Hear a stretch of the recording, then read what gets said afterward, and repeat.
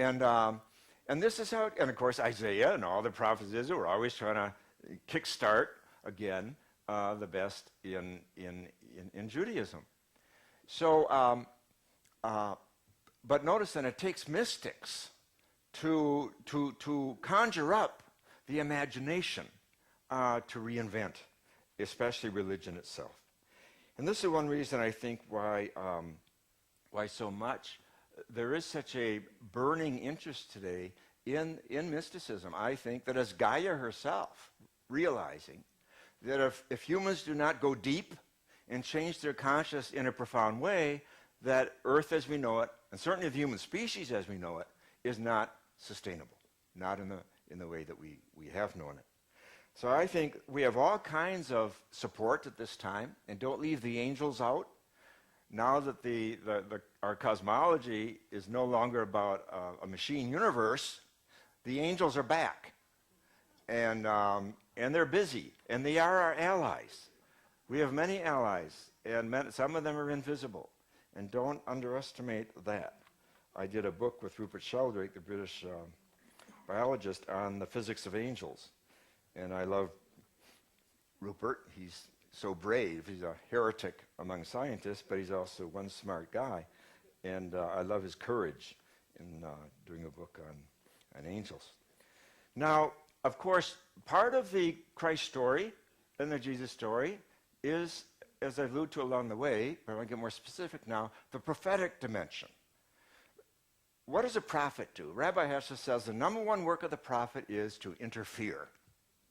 The prophet interferes. The prophet says no. The mystic says yes. This is the rum stuff that will open your cellar door so love pours out. That's the mystic. But the prophet says no. And I want to share with you a beautiful statement from a hero I think we can all admire, Dietrich Bonhoeffer, Lutheran pastor in the 30s, Germany, who left Germany in the late 30s, came to New York, got a job as a theologian at Union Theological, but he kept thinking, this isn't right. I should go back with my people. He had been resisting Hitler all along, and he knew he was a marked man. But he chose to. He could have lived a very comfortable and good life as a theologian in seminary in New York. Instead, he got on a boat and went back to Germany, knowing it was a very dangerous decision. And eventually he was captured by the Nazis and put in prison, where he wrote his letters from prison, which is probably his most famous work. And he was killed in prison.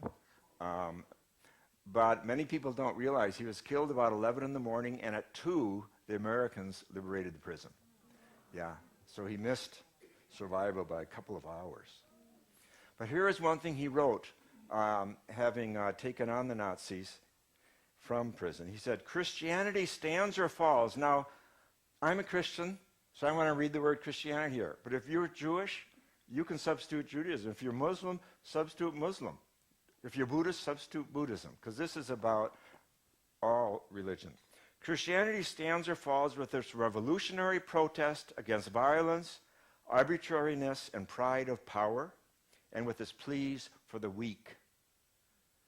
Christians are doing too little to make these points clear, rather than too much.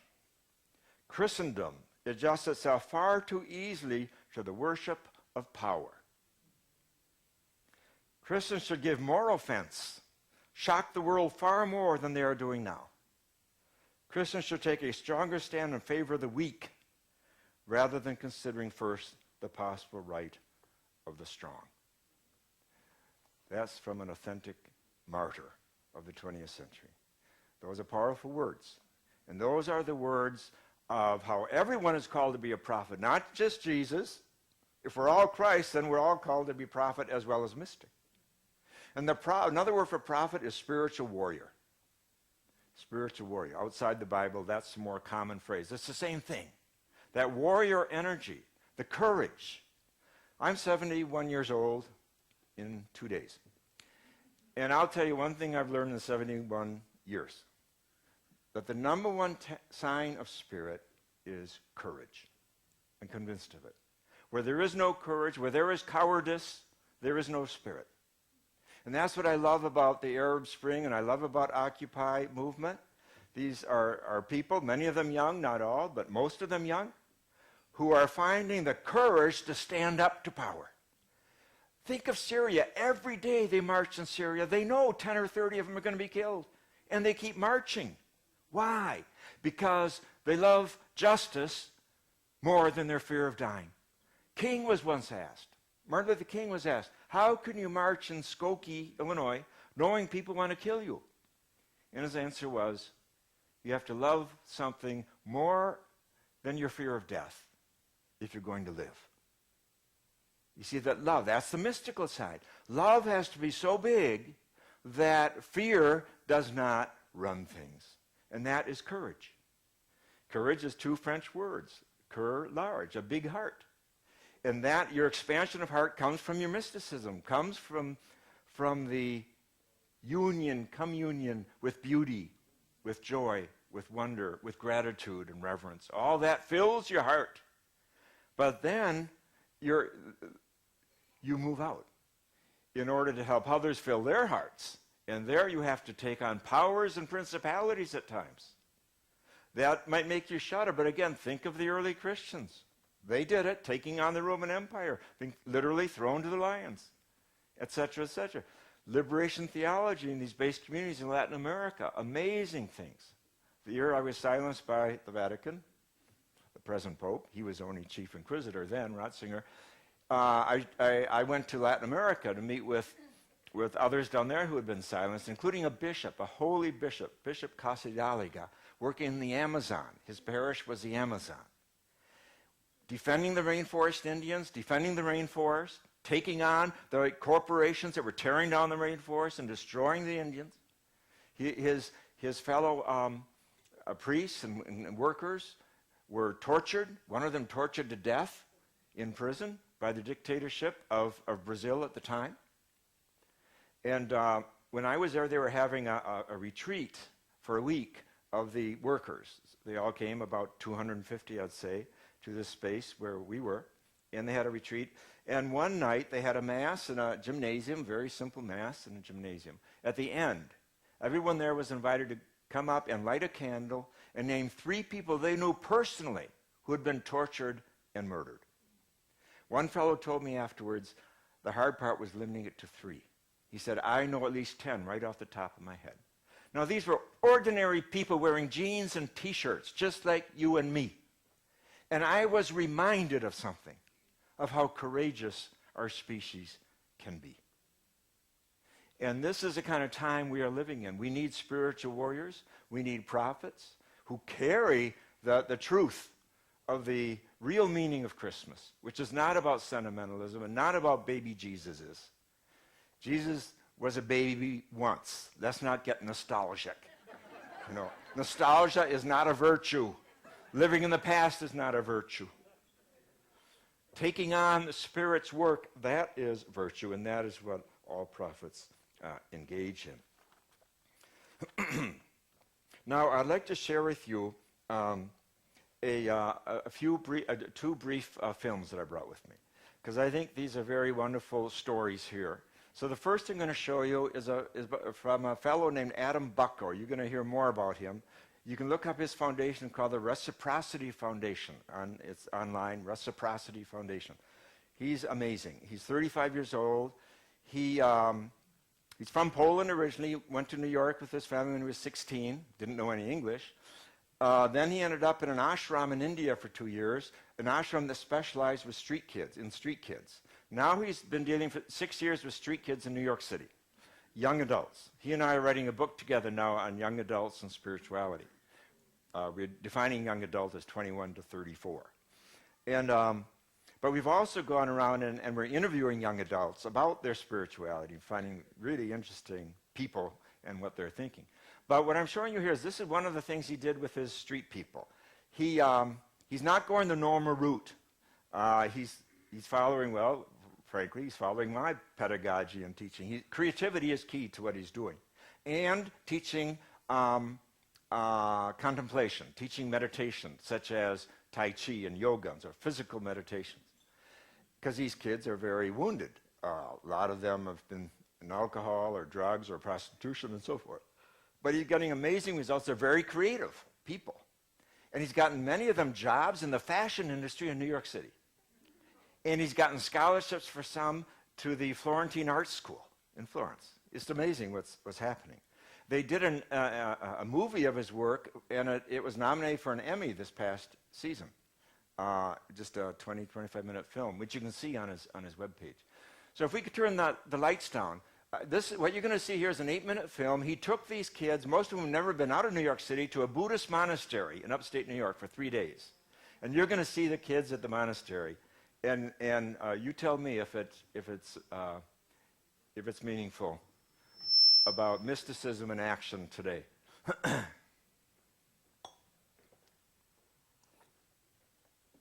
Is the sound on? It should be. Oh, you should definitely be hearing something, I think.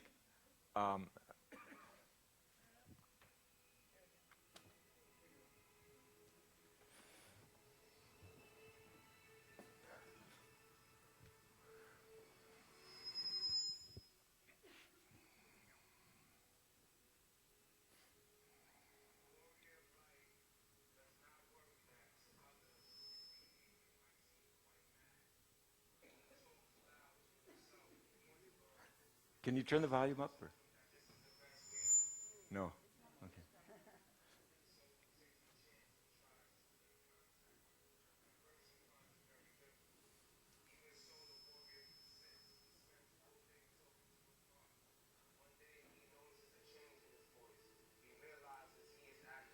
Good. Thank you.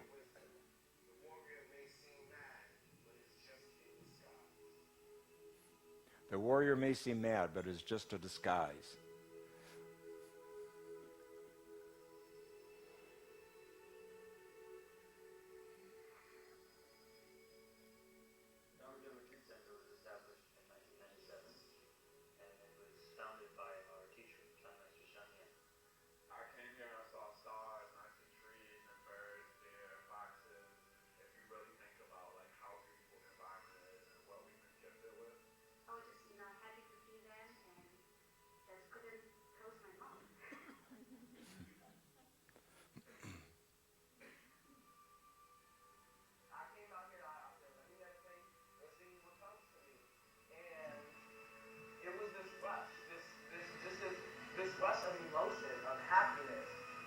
It almost inspired me to cry, you know what I mean?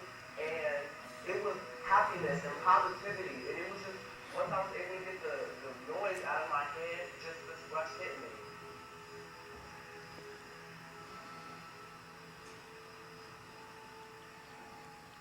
To see them just relax and embrace a new environment, a completely new lifestyle, and become just children again and just play. I think it's the most beautiful thing I've ever seen.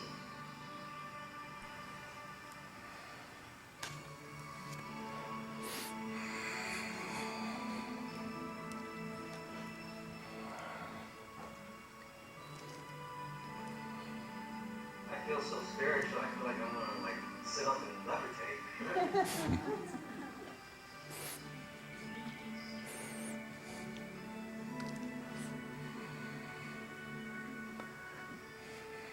It's like I almost rejuvenated my heart to love again, you know? But sometimes, you know, there's a lot of poison out there that can take us to more of a dark place.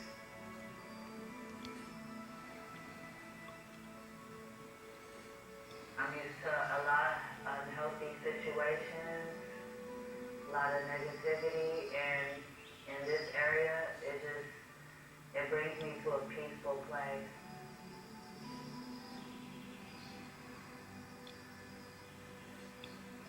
I found that these kids, the kind of background that they come from, I think they're forced to grow up too quickly, and they forget their childhood, and they think of all their weaknesses and what they can't do and what they cannot be, and that can be crippling at times. So when I see them coming here and feeling very safe and opening up, I see extraordinary people.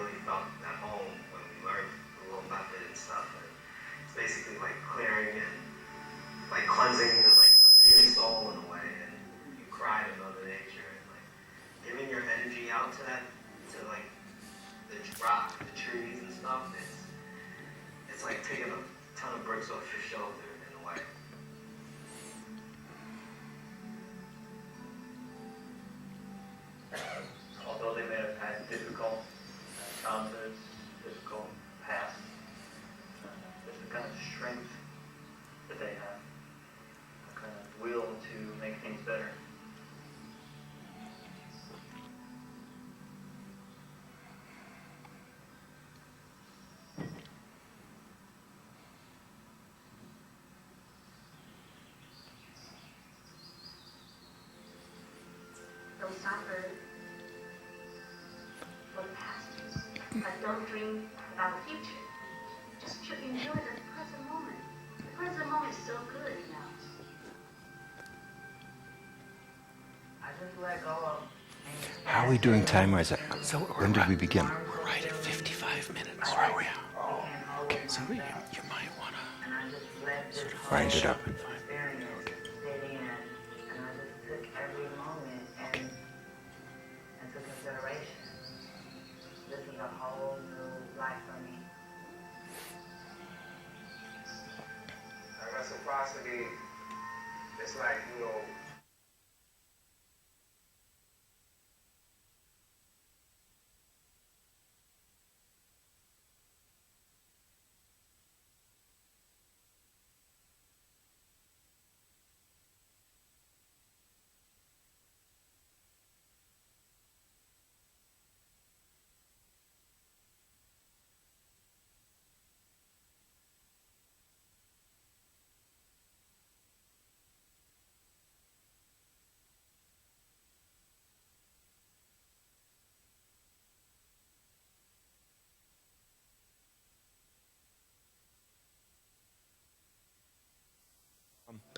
Now, is this on? Is my microphone on? Thank you. Yeah.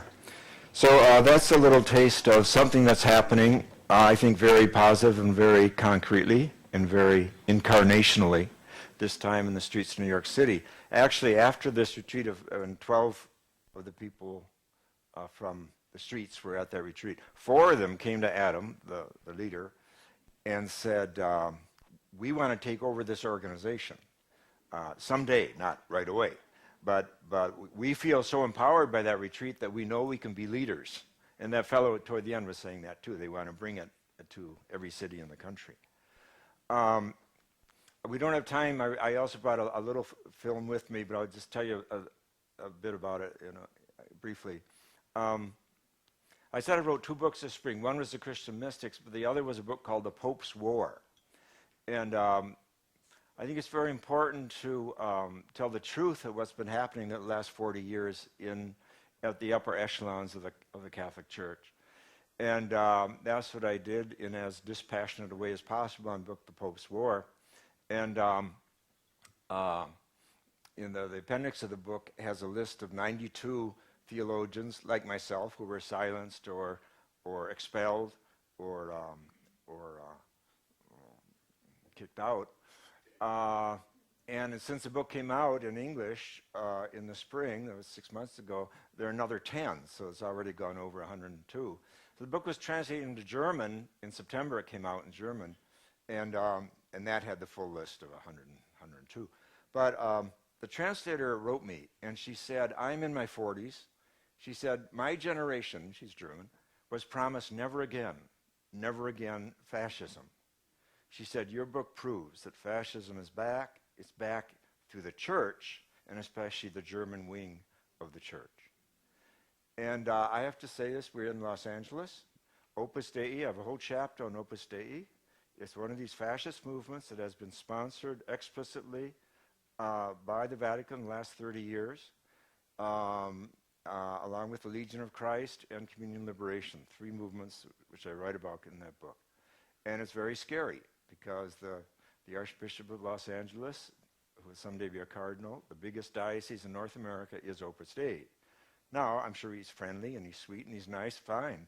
But if there's any journalists here, you have to watch carefully. You have to watch carefully and tell the truth. Because the truth is that Opus Dei is embedded in the Supreme Court of our country. This should be of news to everybody, whether you're atheist or Jewish or Protestant or Catholic. It's embedded in media and the CIA and FBI. The biggest spy in American history who gave away more secrets and got more of our spies murdered than anyone in our history was Opus Dei fellow. Hollywood did a film of him called Breach. It's a very good and accurate film. He was Opus Dei, and he was a spy for 20 years. He went unnoticed by the head of FBI, and some of whom were Opus Dei. So I'm not paranoid, but that doesn't mean people aren't chasing you, you know. And we can't afford to be naive. This generation, the young people are not naive. We adults cannot afford to be naive. Elders and young people have to link up at this time in history. We need intergenerational wisdom. The young people, like these people, are looking for elders. And like the 35-year-old Adam Bucko, who has this movement going, along with a group called Young Contemplatives, which is about contemplatives from all spiritual traditions getting together on a regular basis, not just around contemplation, but around service. These people need elders. They're looking for elders. And we may have to get off the golf courses or get out of playing the stock market to play our true role and vocation as elders. That's very important. So I guess I've talked long enough. I think there's time for some discussion, right? About 10 minutes of Q&A. Great. Okay. Yes, sir. We'll get microphones.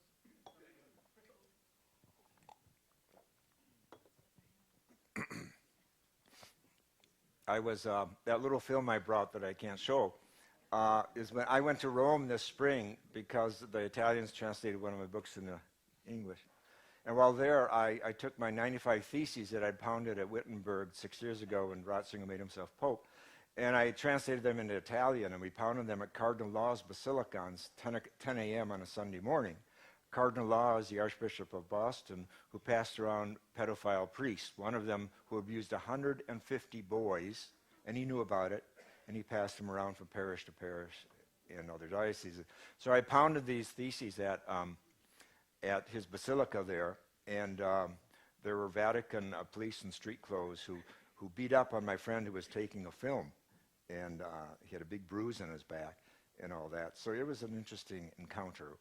We kept numb up. I want to tell you one quick story. My translator was a 30-year-old woman, young woman.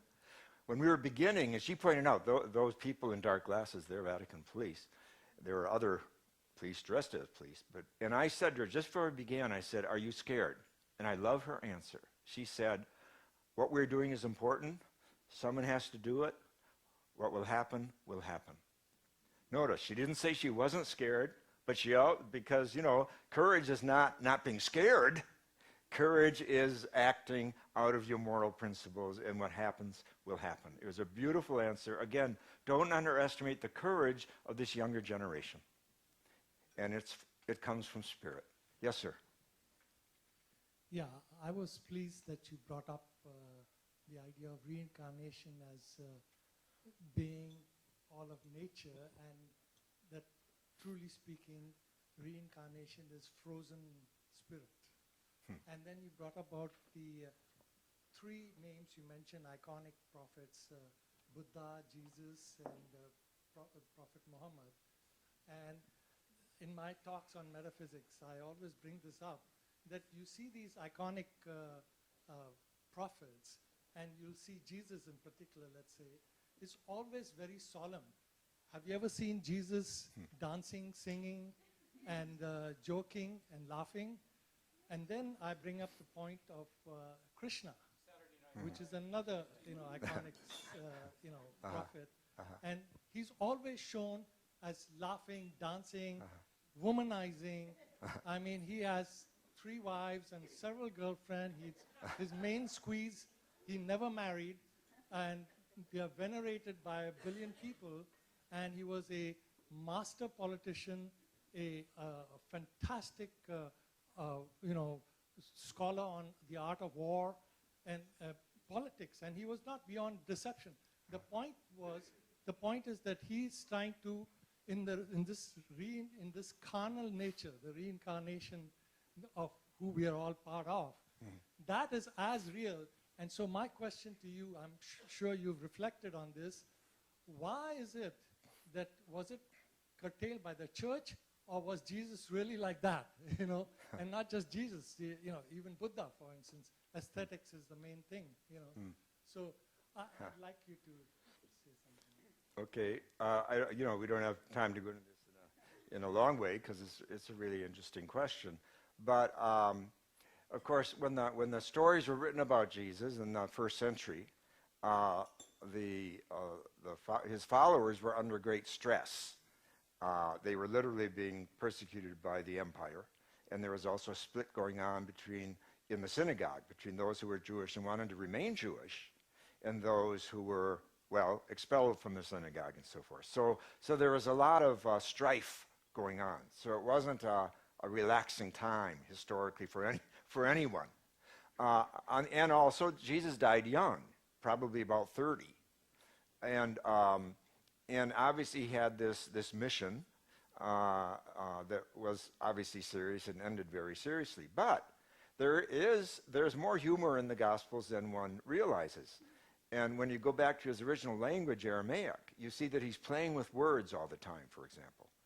And celebration is a big part of his teaching. For example, the meals that he had he would bring rich and poor together to dine together. That was a strategy of his to get more communication going between classes and people who are different. And of course he attended the wedding feast at Cana and so forth. So I mean, yeah, there was, and of course Jewish people always do circle dances, and Jesus was Jewish, so of course he was doing circle dances. But as you say, yeah, the church has made him much more straight than he was. And then, you know, there have been some profound Christian interpreters over the centuries who have truly emphasized the virtue of celebration and play. Thomas Aquinas talks about the virtue of Neutropenia, which is the virtue of play. And he says, if you can't practice Neutropenia, you are an ungrateful boor, you know, and no one wants you at a party, you know. So that's part of the via positiva of the mystics, is the role of delight and joy and play. And without play, we don't have creativity. And so the invitation to co-create with the Creator, which is in all of us, our capacity for imagination, and as Jung says, there's no creativity without play. And so you know, I think there's more play there than we've been told. Yeah. Mm-hmm. Yes. You mentioned that you brought 2 films, and we didn't get to see the second one. Would you tell us what it is so we can track it down somewhere? Yeah, it's a short film of me at the Basilica in Rome, putting up the 95 Theses, and then the policeman taking them down and up and down and up and down. And then I'm talking about them, the media's there. And then my friend who took the picture, well, I asked him that night, I said, let's look at your film and see what you got. We started looking, I said, Javier, you dropped the camera. He said, I didn't drop the camera, that's when they hit me. I said, who hit you? He said, the Vatican goon police there. They hit me. And sure enough, he had a bruise this big on his back. So I showed some of that. Now, you can see that on my webpage. I think it's there, MatthewFox.org. Yeah, you can see that. It's not on YouTube. Well, it is on YouTube. Yeah, it's on YouTube. Yeah. Mm-hmm. Okay. So there's this quote that Christ gave that has always perplexed me. The only way is through me. And I know people have interpreted that you have to be Christian, which doesn't make any sense to me. What do you say about this quote? Well, first of all, Jesus never said that. Jesus did not talk that way. That was not Jesus. He never said, I am the bread and the life and the gate and the resurrection. That is the Christ talking. And what does that mean? That means that the community, many years, decades, and that's in John's Gospel, so around 90 AD, that's 60 years after Jesus died, approximately, that was written, those were written. And what it means is that the community that was unleashed by the Spirit of Christ